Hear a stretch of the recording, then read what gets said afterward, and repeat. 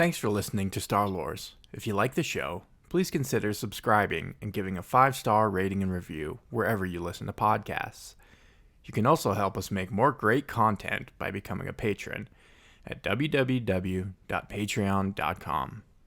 We would also love to hear from you on social media. You can follow Star Lores on Facebook, Instagram, and Twitter. Enjoy the show, and may the Force be with you. You are listening to the Star Lores Podcast. I find your lack of faith disturbing. Are you stuck-up, half-witted, scruffy-looking nerf herder? But I was going into Toshi Station to pick up some power converters.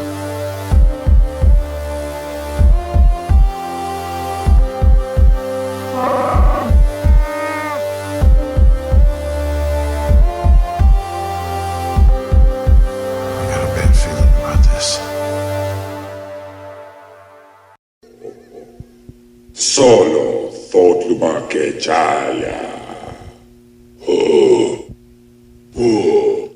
Kasoyari kui rato kanki kung. We now can banva podo.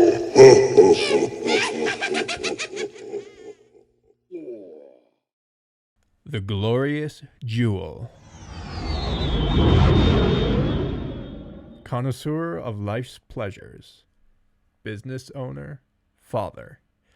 All such titles belong equally to Jabba the Hutt. This powerful business magnate is not only significant as a touchstone in galactic history, but forms a general template for the behavior and customs of his species in the galactic community, though individual Hutts vary significantly from one another. Jabba's clan had been active and prominent for millennia, dating back to the Old Republic. Disilogic Kaijidic's economic enterprises operated primarily in the galaxy's underworld and included pod racing, selling prohibited substances, slavery, arms dealing, and general graft and no good. Disilogic trace their roots to the planet Nal Hutta, the glorious jewel in Huttese, in the Yutub system. The Hutts arrived on Hutta, as they refer to it, in 15,000 BBY, from their original homeworld, Varl. This planet is somewhat mysterious, not appearing in any imperial star charts, and having conflicting tales as to its annihilation. Hutt mythology is the source of the first Varl apocalypse. In ancient days, Hutts worshipped two gods, Ivona and Ardos. Like many ancient cultures, these deities were based on celestial bodies, each being a star in Varl's binary solar system. A black hole devoured Ivona. Ardos went nova, burning off its lighter elements and vaporizing all life in the system. The second possibility, and given Hutt history, possibly the more likely, is that Varl was one of many victims of the Hutt cataclysms, a series of interspecies civil wars which wrought unprecedented destruction throughout Hutt space. After fleeing Varl, the Hutts conquered Nal Hutta's indigenous Ivaki through economic and violent tactics. These anthropoid sentients lived on what they called Evokar, Hutta, before the Hutts arrived. The technology the first Hutt settlers showed to the Evoki so impressed them that they soon traded ownership of their homeworld for technological baubles. The colonization process of Nal Hutta was repeated on Nar Shaddaa, the planet's moon, with the native Ganks there. The Ganks adapted to the changes brought on their world by the Hutts. It is rare for a non-human to see a Gank outside of their high-tech battlesuits, but they are said to be furry with square faces. Once Hutt Dominion was established, Ganks were frequently used as mercenaries and bounty hunters. At one point, after a massacre of the sentient Properites, a band of gank mercenaries launched a large-scale conquest of space until stopped by the Jedi Order. Nal Hutta and Nar Shaddaa became the twin capital worlds of Hutt space, and for 10,000 years was bested only by Coruscant as the center of trade in the galaxy. The Hutts governed themselves by way of their Hutt ruling council, who ruled from Hutta, and are descended from the planet's first conquerors. As Disilagic has traditionally had representation on the council, they are assumed to be one of the oldest Kaijidics. Originally a world of sprawling, thick jungles and wild seas, the Hutts changed Nal Hutta forever. They conducted massive, long-term strip mining operations all over its surface, and built many factories and industrial plants, while focusing urban development efforts and transportation infrastructure on Nar Shaddaa. Hutts themselves, of course, did not work in the planet's industry, but used the native Ivaki, among many other subjugated species, for physical labor. In a few centuries, Hutta's atmosphere was choked with yellowish, sulfuric-smelling gas and was covered in marshes and pools of stagnant water, not to mention lavish Hutt palaces. Hutts found to be an improvement and much closer to their environment of evolutionary adaptedness. The toxic environment on Hutta suited the Hutts just fine, as their skin was resistant to most corrosive substances. The mucus that covered Hutts also provided heat protection and resistance to chemicals, and made them unpalatable to some predators. In time, the ecosystem adapted, and those animals, like the Chem lizard, with toxin resistance traits, thrived. In time, a new stable ecosystem took hold on the planet. The philosophy and culture of the Hutts, as the galactic community knows them, did not develop until their emigration to Hutta after the cataclysms. The Huttese word Kaijidik perhaps sums it up best, meaning literally, somebody's got to have it, why not us? Budila Hestelik Amura first codified the Kaijidik philosophy, which called for massive reforms to the Hutt way of life. They would no longer define themselves by warfare and territorial expansion. Instead, they shifted their values to focus on the accumulation of wealth and economic expansion. This shift, combined with the establishment of the Hutt ruling council, prevented the horrors of the cataclysms from occurring. Until the Vong invaded Hutta in 25 ABY, the Hutts never resorted personally to large-scale combat.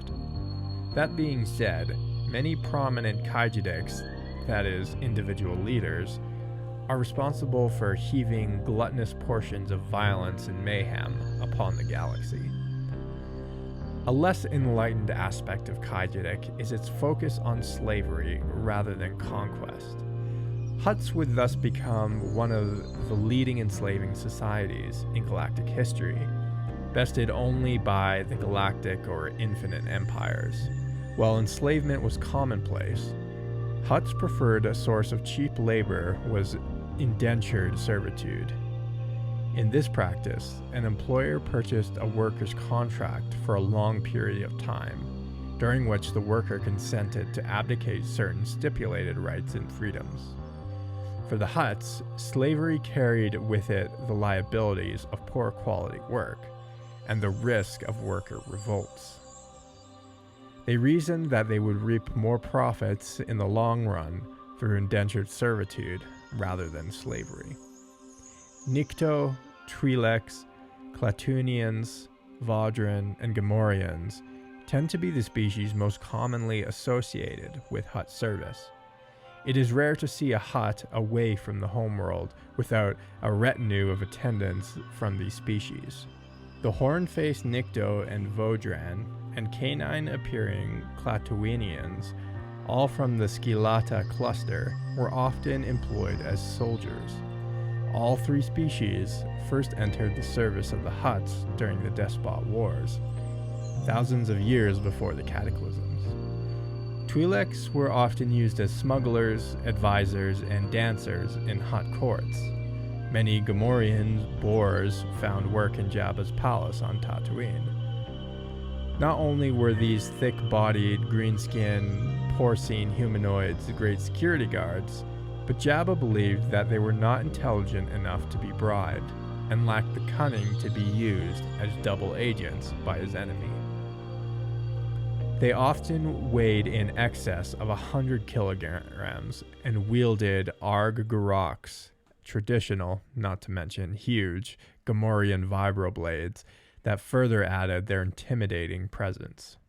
Gamorrean sows, however, typically traded, specializing primarily in rations and weapons, sometimes using the mercenary contracts of their many husbands as currency, and so were not employed in the palace. Although Khajiitic philosophy eliminated, or at least vastly reduced violence between Hutts, clans were still extremely competitive with one another, constantly undermining the efforts of rival Khajiitics.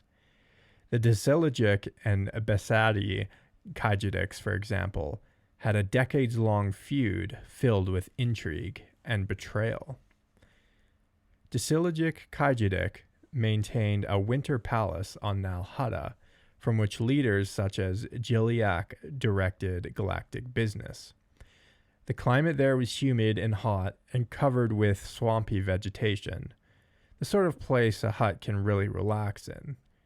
Jiliak had several siblings, Ebor, Zero, Pazda, and Zorba. When Jiliak became pregnant with a Huttlet, he shifted his gender to feminine, which is not uncommon in Hutt society.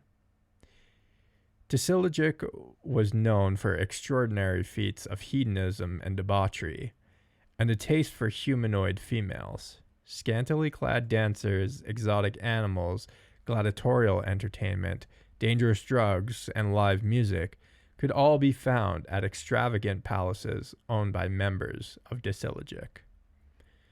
Their pod racing courses on Tatooine and Ando Prime firmly established their presence on these worlds.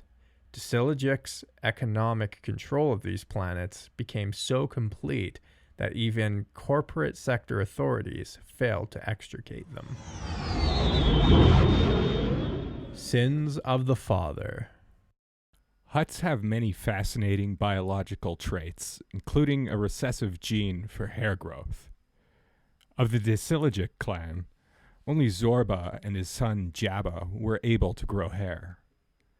Zorba was known for a distinctive braided beard and long dreadlocks, which his friends and family despised. He was the eldest of his clan, and so inherited its leadership around 600 BBY. Disiligic had long since fallen from grace by Zorba's rule. His poor organizational and management skills did little to help the situation. Zorba's ideas for financial success were often huge in scope, ruinously expensive in upfront investment, and ultimately unprofitable. This earned him poor regard from colleagues and further hurt Disiligic's business. Zorba was proud of his family and heritage, although his family did not feel the same about him. He only maintained leadership of the clan through the centuries by being ruthless and proactive towards competition, eliminating anybody who might pose a threat and tolerating no dissent.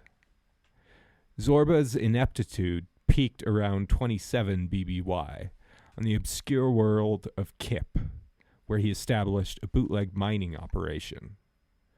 Local authorities eventually tracked him down and arrested him with his contraband gemstones. The courts on Kip convicted and sentenced Zorba to a lengthy prison term. This could not have happened at a worse time for the clan, as public opposition to the dangerous sport of pod racing, one of Disiligic's primary revenue sources, was mounting. The sport lost its wide appeal and associated income after a number of scandals, and Disiligic would have to adapt as the galaxy's economic landscape changed shape around them. Luckily for his clan, Zorba bore several offspring. Jabba was his favorite Huttlet, and with Jiliak's help, Jabba would raise the profile of Disilogic to become the dominant Kaijidik from 2 to 4 ABY. Fortunate Huttlet. Zorba loved his son Jabba and mentored him in all the skills necessary to excel in the criminal underground: betrayal, smuggler negotiation, destroying enemies, and controlling slaves. Having taken his father's lessons to heart, Jabba established his own criminal cartel by the age of 80, practically a child in Hutt terms. Although Hutts appear to be all blubber, and sometimes reach such sizes that they can only move with assistive technology, they are incredibly strong. A dense musculature lies underneath their layers of fat. Gastropods, the class of animals to which Hutts belong, are known for a locomotion strategy that utilizes a massive foot muscle on their undersides. This muscle is used by Hutts to move incredibly quickly when they need to. Additionally, they possess muscular arms and tails, which they use in combat. Jabba himself was known to be quite strong, sometimes making use of melee weapons, and the powerful tails of Hutts are known to be deadly natural weapons. Jabba also sometimes used his stubby arms to guide foes into his cavernous maw, meeting their death in his digestive system. Occasional infanticide notwithstanding, Jabba, like his father before him, had a sensitive family-focused side. He was loyal to the Disilogic and cared deeply for some members of his clan, especially his own Huttlet, Rhoda. Jabba's arm even bore a tattoo of Disilogic's crest. When dealing with people advocating on behalf of their family, Jabba was known to show more mercy and understanding than one might assume. If he had stayed true to his trait when dealing with the Skywalker twins, perhaps he could have avoided the skirmish at Carkoon and his subsequent death. Aside from his family, Jabba had good relationships with many business associates, often forming long-term friendships with them. The wrinkled, pachydermoid gunrunner, Effant Mon, worked alongside Jabba for his early business ventures until the crime lord's death in 4 ABY. Despite eventually placing a huge bounty on Han Solo's head, Jabba had a good rapport with the Corellian. Perhaps this explains Jabba's lopsided response to Solo's eventual failure. He was emotionally as well as financially wounded by the Corellian's carelessness. Jabba met Salacious B. Crumb on a starship journey in which he attempted to eat the Kowakian monkey lizard. Salacious evaded the angry and peckish Hutt for several minutes. When Bib Fortuna and Bidlo Curve entered Jabba's chamber, Salacious dumped a bowl of liquid on the majordomos. Jabba found this hilarious, and thereafter hired Crumb as his court jester. By way of compensation, Crumb was permitted to eat and drink all he wanted from Jabba's larder in exchange for one vital service: making Jabba laugh once a day. Should he fail in his task, it was understood that Jabba would then eat the monkey lizard. Crumb's comedy consisted of often cruel, slapstick-style practical jokes on other members of Jabba's court. He was universally hated by all, except Jabba. Jabba and many similar Hutts are extremely manipulative. They often play off the greed and hatred of their hired or indentured hands. Co-workers are pitted against one another, so that none of the subordinates rise up and depose their tyrant. Hutts will use other emotions, including affection, to manipulate their social circles, delivering just enough positive reinforcement to keep minions coming back for more. Jabba was a notorious hedonist. He participated in orgies, ate the rarest delicacies, lusted after humanoid females, and bought the most luxurious experiences money could buy. When coming across scenes of gore and destruction, Jabba often appeared joyful. Later in life, he would expand his sadistic appetites, feeding enemies and incompetent or subordinate minions to his rancor, and hosting gladiatorial competitions at his palace. The Bloated One. In 516 ABY, Jabba discovered an ancient monastery on the Dune Sea. At the time, it was occupied by Boamar monks, who built it, as well as a band of raiders. Jabba evicted the ruffians and replaced them with his own employees. As Alcana before him, Jabba and his court lived alongside the monks peacefully. Jabba renovated and made many additions to his citadel. He needed much more space to house his Gamorrean guards, stable a rancor, and store a sizable collection of art and mementos commemorating his power. Inside, he would watch with an almost childlike glee many tortures and executions. Once an established black market leader and mature Hutt, Jabba lost his hair, perhaps due to a stress-related illness. Although he had established a defensible stronghold and a small army of bounty hunters, mercenaries, and thugs, it would be centuries before Jabba usurped Tatooine's reigning Hutt, Gardula Bisadi. One of Jabba's earliest successful business ventures was gun running with his longtime associate, Ephant Mon. Just prior to the Clone Wars, Jabba acquired Dredon the Hutt's inventory of low-quality weapons. Jabba knew that there was no market on Tatooine for weapons at the time, so he had to orchestrate a demand for it. He had his enforcers raid a local Tusken camp, posing as Tatooine farmers. This in turn caused retaliatory attacks from the Tuskens on the peaceful local settlements and farms. Now the locals had a demand for weapons, if they were to survive. Jabba reaped the profits of his scheming, but Gardula Bisadi was not pleased to learn of her rival's success. She planned to remove the demand for Jabba's guns by removing the Tuskens.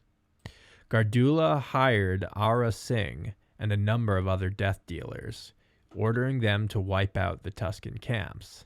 This, Gardula hoped, would erase the demand for Jabba's guns. Singh betrayed her plans to Jabba, and Gardula's soldiers failed to rout the Tuskens. After the battle, Jabba helped Gardula get back to Mos Espa, and her empire was absorbed by Jabba's, totally defeated.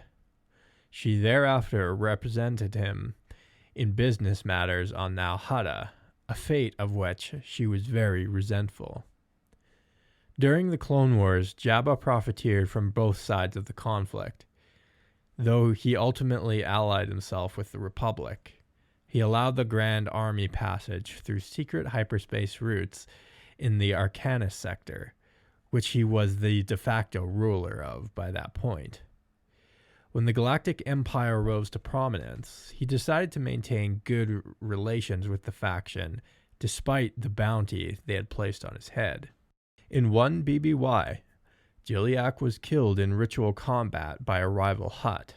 Her head was smashed into an unrecognizable mass of mucus and flesh by the powerful tail of Durga Bisadi. When Jabba inspected the corpse, he noticed his aunt's Huttlet still lived, having been inside its mother's pouch. Jabba quickly smothered the infant, ensuring that there would be no potential rivals to his leadership of Disilagic in the future. Jabba went on to consolidate a monopoly in the glitter stem spice business, the most profitable variety of a psychoactive spice. Beings from all walks of life, from freelance musicians to imperial grand admirals, were known to use glitter stem. Like many such substances, it was prohibited and tightly controlled by the Galactic Empire. After proving himself a talented smuggler to both Jabba and Jiliak, Han Solo took on a more dangerous and lucrative assignment: smuggling glitterstim out of the Kessel system and past Imperial authorities. The spacer did not meet expectations and was boarded by a patrol ship, causing him to jettison his cargo into space. Unable to recover the spice, Han failed his assignment, and Jabba was furious, prompting the infamous bounty on the Corellian.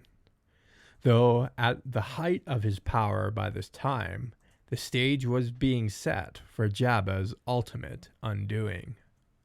By 3 ABY, Jabba was known behind his back as, quote, the Bloated One. Owing to his ever-progressing hedonism, chronic health problems and discomfort haunted him. He had outmaneuvered Gardula, crushed and acquired rival crime lord Cease Fromm's enterprise, and outlasted Prince Xizor and his Black Sun organization. Members of his court, like Bib Fortuna or Narun Kuthus, were frequently caught up in intrigue targeting Jabba. As a result, his already high paranoia, which is thought to be a ubiquitous behavioral adaptation, was driven higher, and Jabba became ever more irritable and ruthless. The Father's Lament. I'm taking Captain Solo and his friends. You can either profit by this, or be destroyed. It's your choice, but I warn you not to underestimate my power. Master Luke, you're standing on... Luke Skywalker to Jabba the Hutt, 4 ABY. Ifant Mon, now Jabba's head of security, and Mosep Benid, his accountant, were the only people left who Jabba trusted at this time. After capturing Han Solo's would-be rescuers, Ifant had a vision through the Force foisted on him by one of the prisoners. He saw the destruction that was in store for Jabba and begged the Hutt to release the rebels. Jabba summarily dismissed Mon from service, citing only their lasting friendship as the reason for not also casting him into the pit of Carkoon. Mon's prophecy was correct, and Jabba was killed by a revolting slave girl, and his luxury sail barge, Katana, was destroyed, crashing into the Dune Sea. Salacious B. Crumb and a number of Jabba's entourage were also killed during the skirmish. Tatooine descended into a turf war between local street thugs and the power vacuum created by Jabba's absence. A small squad of war droids were also released on Jabba's death, hell-bent for vengeance on behalf of the deceased, and the dusty streets of Mos Eisley were filled with laser fire. 6 months later, Imperial intelligence orchestrated Zorba's release from prison. He returned to Tatooine to be reunited with his favorite Huttlet, Jabba, but the gatekeeper at the palace refused him entry. Confused, he slithered back to Mos Eisley, and at a cantina learned of Jabba's unfortunate demise. Zorba immediately put a bounty on Luke Skywalker, Leia Organa, and Han Solo for their roles in his son's death.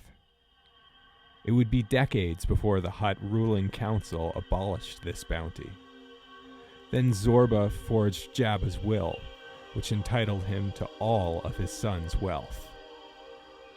One of these was the Holiday Towers Casino on Cloud City.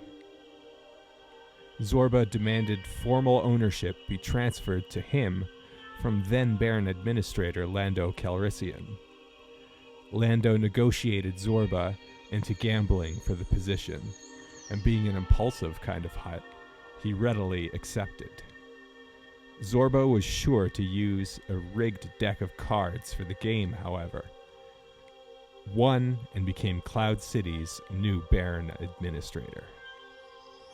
The cards were marked with ultraviolet ink, only visible in the ultraviolet spectrum, and was probably the only way he could defeat a seasoned professional sabacc player like Lando.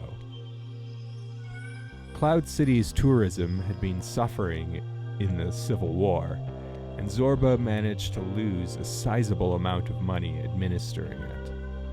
To remedy this, he attempted to use bounty hunters to snuff out the competition on Hologram Fun World, and negotiated with Imperial authorities on Bespin. Despite eventually achieving the environmental reclamation necessary to improve conditions on Cloud City, and making off with loot from the rival amusement park, Zorba still ran a deficit.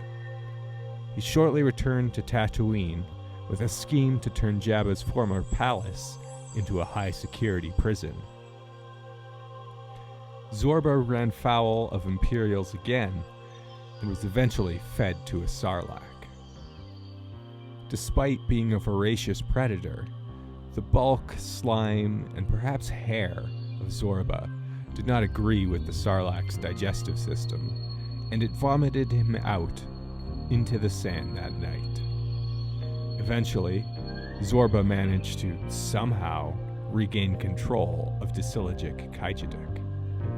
This was short-lived, as the Hutt ruling council ruled Jabba's will a forgery, and Zorba was stripped of all his assets and finally faded into obscurity. A few years later, Nal Hutta, the glorious jewel, experienced the most widespread environmental destruction in millennia. The Yuzon Vong species conquered the planet as part of their campaign in the galaxy far, far away. An untarnished stretch of 15,000 years of Hutt dominion over the jewel was broken. The experience of displacement drove the Hutts to return to warfare, and a resistance formed, eventually succeeding in driving the invaders away from Hutta. It would be over a century before the jewel's biosphere was returned to its pre-Vong state. Although the galactic spice trade was crippled following the Vong War, the spice business and eminence of Hutta was re-established by 130 ABY.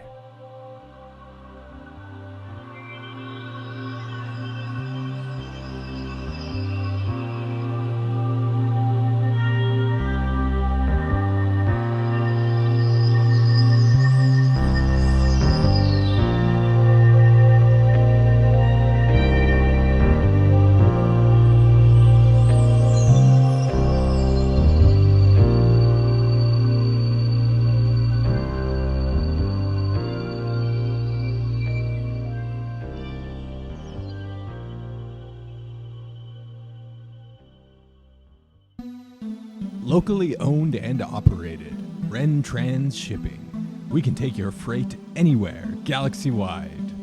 Oh, my mistake. It appears Ren Trans has actually been replaced by our newest sponsor. Use Shizor Transport Systems for all your delivery needs. Our vast network is able to get any package, anywhere, galaxy-wide. Join XTS Prime and get free same-day shipping, access to XTS Prime Hollow. Install our patented droid technology in your home Guri X. Everything you need from Aurek to Zarak. Shizor Transport Systems. Shizor Transport Systems is not affiliated with Black Sun. For all your underworld needs, please contact your local Vigo. Welcome aboard the Millennial Falcon. This one might be a little bit shorter because, I can neither confirm nor deny the contents of our cargo hold right now. There may or may not be, let's just call it spice. Some nutmeg, maybe some cinnamon, some red pepper flakes, perhaps. Yeah, we may have some, let's call it spicy cargo. That's right. So anyway, some spicy cargo. You know who's spicy? Mara Jade. Excellent transition.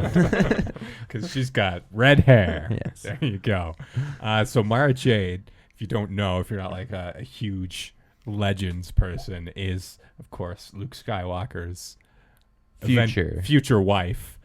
But she first sort of met him at Jabba's palace right before the Battle of Carkoon. She was infiltrating the palace.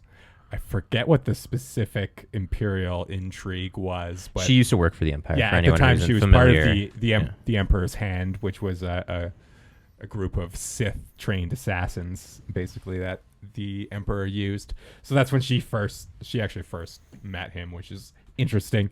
Right at Jabba's death, that's sort of the old cast of Star Wars is dying, and now the right in its place, the Legends cast, all those big characters that are only in extended universe properties start to appear like right at Return of the Jedi. That's cool. It's like a nice transition. Yeah. Another thing is I shouldn't say guy with the Hutts, I guess. Should we just touch on that really quick? So Hutts, like many gastropods, are genetic hermaphrodites, meaning they have a fully functioning set of male and female sex organs. And in particular, not only can Hutts reproduce sexually, by Regular having sex copulation with another Hutt. And in fact, this is a big storyline of like. It's a series of books, actually, revolving around Hutt's. Yeah. There's actually a comic line. Do you remember what it was called? I was making a joke. No. I did not know this was real. This is a Boba. I thought they were like Hutt romance novels. No. This is yes, it is a Hutt romance. Like a Hutt on the cover, like shirtless romance. Yes. Yeah, it's a Boba Fett graphic novel, and there's I think it's like Jabba's cousin or something, and another Hutt. And this is interesting too because a male identifying Hutt and a female identifying Hutt, but of course there's no genetic difference. Hutts choose how to manifest their gender, so they present as either male or female for all the Hutts that we've seen. Or Zero kind of rides the line in the middle there. He's a little bit Truman Capote, yes, as George Lucas insisted. Yes, which is a funny story. But yes, like you said, Hutts tend to pick one or the other, present as one or the, even though they may reproduce asexually as well. Correct. But here's sort of why I brought that up, and is sort of my theory on Hutt gender is if you're a Hutt who's like into reproducing sexually, which in this Boba Fett comic there's a Hutt romance, and one of the Hutts, the female identifying Hutt, gets pregnant by the male identifying Hutt. But so other times, like Jabba, he's identifies as male and only identifies as male, but he has had kids. Yeah. But as far as we know, he never had any romances with any other Hutts. So he probably reproduced asexually, which we know other Hutts can do. Like his dad also reproduced asexually. So technically, Jabba, I think, would be an exact clone of Rhoda and his father. Rhoda and because that's Rhoda is Jabba's son and Jabba's father. Yeah. Now, when did the concept of sort of this asexual, non-gendered species of the Hutts, was it that always George Lucas's vision for the Hutts? It's fairly I don't think it was George Lucas's vision, because George Lucas's original vision for the Hutts was like a Wookiee-like species. Yeah, but it's older than recent memory for sure. Like this is pre-Disney, it's the mid 90s. It's as late as the mid 90s. There might be stuff before that. Yeah. But I know there's a book that sort of details Gilliac the Hutt and Jabba's relationship, and in that one, Gilliac actually changes his gender from male to female after getting pregnant. So it seems to be like maybe that's a custom in Hutt society where like you'll just change your gender if you have a baby, but not always, because Jabba never changed his gender. Right. Like so it's really interesting the way Hutts seem to play with gender, which makes sense considering their sex organs. Their gender would the way they do gender would look very different from the way humans do gender, right? Yeah. Sorry, I think there was something you're trying to get at with the Hutt relationship there that we kept. It was just interesting how that was a sexual relationship that produced offspring, right? And but then we you can also have asexual. But you can also they can go either way. Yeah. In general, biology.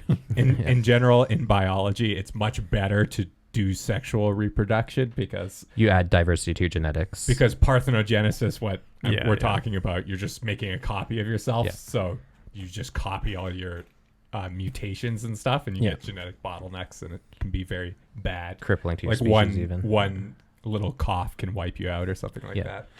I mean, it's good that they can do both, though. Like Exactly. they did have a near extinction level event with the Cataclysm. So if you can reproduce on your own when it's not viable to reproduce sexually, I'm glad you brought that up, because that puts me down a really fun tangent. There's actually a species of lizard in Brazil somewhere. Okay. That went through the same thing. They had a genetic bottleneck, but it ended up wiping out all the males. So this species of lizard has reproduced only by parthenogenesis for like tens of thousands of years. Wow. Okay. And there's only females of it. I want to read about this now. And they can't ever get the male lizard back, right? Yeah, they're extinct. They're literally extinct. And now they're cloning themselves as females. I wonder, could you is there a way to genetically manipulate to add the chromosome necessary to for the males? Human intervention? Yeah, like a... you'd think there would be, because the main difference genetically between males and females is that males just have less genetic material than females. You just snip off the end of that X chromosome. It's that simple. Just get a pair of micro I'm scissors. sure that's how CRISPR works, right? Yeah. Interesting. Anyways. And so it's also cool. We'll get into a little bit more on the Hutt cataclysms and the Despot Wars, hopefully in our xenoarchaeology episode. But that how Hutt society really changed after the cataclysms. They were really like a warlike species. They were personally actually going warriors and fighting each other as well, like waging huge cataclysmic wars. But then this guy, this pacifist named Budilla, which I think was not an accident. Budilla Hestelik Amura. That sounds very... Does he have statues everywhere? Yes, I'm sure. So that's funny that that's sort of the Hutt version of the Buddha. Is some sort of like Wolf of Wall Street. I have a better way for you. Exactly. We no longer shed blood. We make money. So there's also another weird thing about Hutt continuity is that in some of the early Marvel comics, Jabba the Hutt was depicted as being some weird, like sort of furry, strange-faced alien. And then that was there was sort of an unofficial retcon that was Mosep Benid, his accountant, who sometimes traveled using the alias Jabba the Hutt for some weird reason.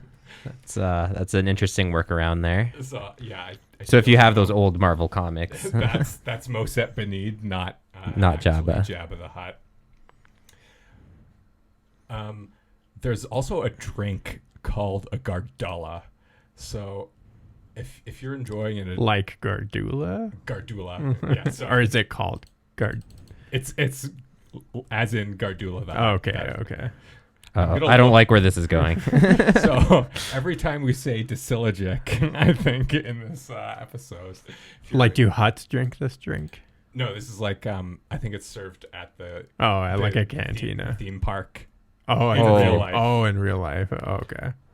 Oh no, actually, I thought this was like an in-universe drink. It is an in-universe drink. Okay. The Gardula was a beverage that Jabba Disilogic would occasionally share with Boba Fett. So that sounds very cannibalistic. Boba would take his helmet off to get drunk with Jabba. That's interesting. He used a straw. I also get very strong Slurm vibes from this. If you remember Futurama episode? Yes, anybody? It's like Slurm. Yeah. So something that like the puppet operators of Jabba, which I think Jabba is a great creature effect that sort of holds up. He's very fun to look at. One of the operators, and I think it was like 3 people had to move Jabba around. There was somebody for the face, I think, and somebody for the arms, and somebody for the tail. And they said that Jabba had kind of like a real presence on set. Like it almost felt like they were actually there with a giant slime monster who wanted to feed them to his pets. The sound effects of like Jabba's limbs moving and very slimy. I think his mouth sounds were made by running a hand through a bowl of mac and cheese casserole and a muddy towel scraping along the inside of a garbage can. Those Foley artists. I want to do a whole podcast on every single Foley effect in Star Wars. If they're all like sound as horrible as that did. A muddy towel. Yuck.